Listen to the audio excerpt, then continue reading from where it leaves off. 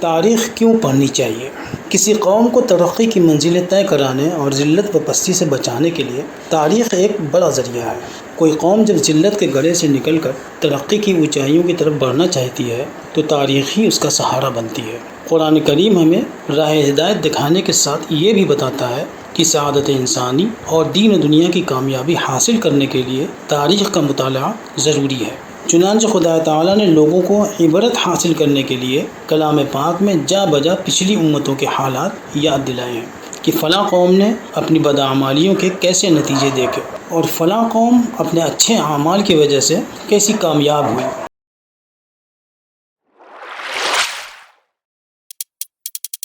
حضرت آدم، نوح، ابراہیم، موسیٰ علیہ السلام وغیرہ اور فرعون، نمرود، عاد اور سمود وغیرہ کے حالات قرآن کریم میں اس لیے نہیں بیان کیے گئے ہیں کہ ہم ان کو دل بہلانے کا سامان بنائیں، بلکہ یہ سچے اور یقینی حالات اس لیے ہمارے سامنے پیش کیے گئے ہیں کہ ہمارے اندر نیک کاموں کو کرنے کی ہمت اور برے کاموں سے دور رہنے کی جرأت پیدا ہو اور ہم اپنے حال کو بہترین مستقبل کا ذریعہ بنا سکیں۔ انبیاء علیہ السلام جو بنی نوع انسان کے سب سے بڑے محسن اور سب سے زیادہ خیرخواہ تھے، انہوں نے جب کبھی کسی قوم کو ہلاکت سے بچانے اور عزت و سعادت دلانے کی کوشش فرمائی تو اس قوم کو پرانے لوگوں کی تاریخ یاد دلائی۔ ہم اپنی آنکھوں سے دیکھ رہے ہیں کہ وہ قومیں جو اپنی کوئی باعظمت اور پرشوکت تاریخ نہیں رکھتی، وہ فرضی افسانوں اور جھوٹے قصے گھڑ کر انہیں تاریخی چولا پہنا کر اپنی قوم کے ناواقف افراد اور نوجوانوں کے سامنے اس طرح پیش کر رہی ہیں کہ ان کے سچ ہونے کا یقین کر لیں۔ جھوٹ کو گھڑنے اور اسے پھیلانے کی یہ شرمناک کوشش قوموں کو صرف اس لیے کرنی پڑ رہی ہے کہ وہ قومیں اپنے افراد کو ان کے اونچے مرتبے کا یقین دلائے بغیر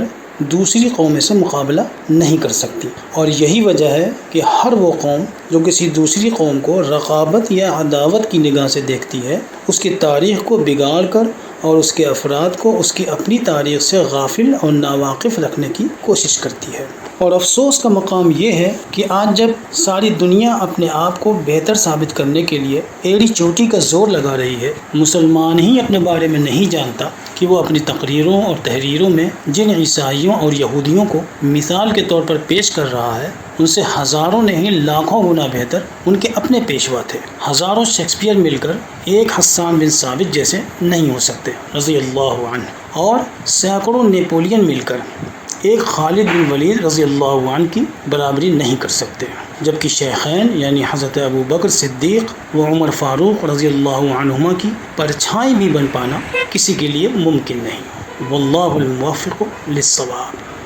تاریخ کو پڑھنے سے پہلے ہمارے لیے یہ جاننا ضروری ہے کہ تاریخ کیا چیز ہے۔ علم تاریخ اس علم کو کہتے ہیں جس کے ذریعے مشہور لوگوں کے حالات اور گزشتہ زمانے کے اہم واقعات معلوم ہو سکیں۔ عالمی تاریخ کو 3 زمانوں پر تقسیم کیا جاتا ہے: 1 قرون اولیٰ، 2 قرون وسطیٰ اور 3 قرون متأخرہ۔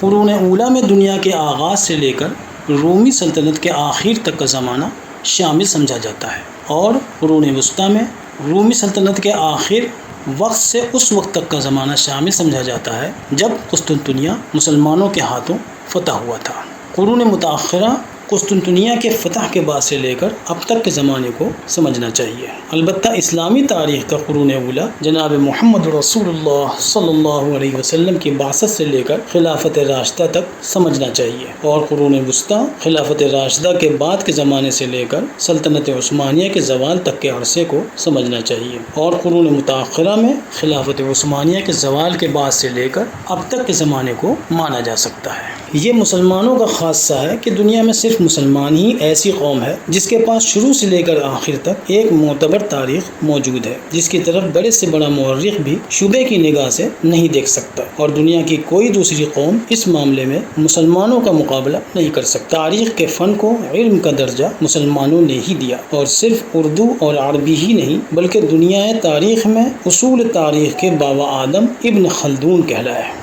مسلمانوں کی اہمیت۔ دنیا سے فن تاریخ کو علم کی حیثیت سے منوانے کے لیے مسلمانوں کا پہلا کارنامہ علم حدیث کی تدوین تھی۔ یہ ایک ایسی عظیم الشان دستیابی تھی جسے دیکھ کر دنیا حیران تھی۔ پھر اسی انداز میں مسلمانوں نے اپنے علماء، حکماء و عمراء کے حالات یکجا کیے جو علم تاریخ کا نادر ذخیرہ بن گئے۔ انہی ذخائر سے فائدہ اٹھا کر علامہ ابن خلدون نے فن تاریخ کو حسن کمال تک پہنچایا، اور ابن خلدون سے اس فن کو اہل مغرب نے سیکھا۔ جو لوگ اہل مغرب آج خود کو استاد کہتے ہیں، دراصل ان کے استاد مسلمان ہیں۔ شمالی افریقہ کے رہنے والے اس اندلسی مسلمان مورخ ابن خلدون کے مقدمہ تاریخ سے فائدہ اٹھا کر تمام یورپ اور ساری دنیا نے تاریخ کی الف با سیکھی، اور علم تاریخ میں مسلمانوں کا مرتبہ اس سے پہچانا جا سکتا ہے کہ خود مسلمان مورخین اور اسلامی تاریخ دانوں کے یہاں ابن خلدون کے مقدمہ تاریخ کی تو کچھ حیثیت ہے، جبکہ اصل تاریخ ابن خلدون کی کوئی خاص وقت نہیں۔ ابن حشام، ابن الاثیر، طبری،